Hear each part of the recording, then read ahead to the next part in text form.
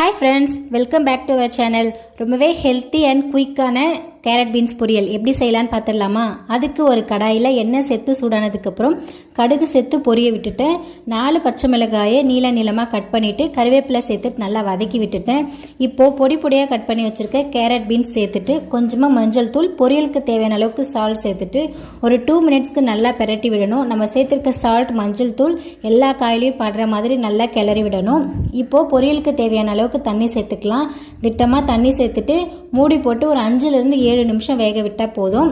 அந்த கேப்பில் தேவையான அளவுக்கு தேங்காய் எடுத்து நல்லா இது போல் கொரப்பாக நல்லா பல்ஸ் மோடில் அரைச்சி எடுத்துக்கலாம்.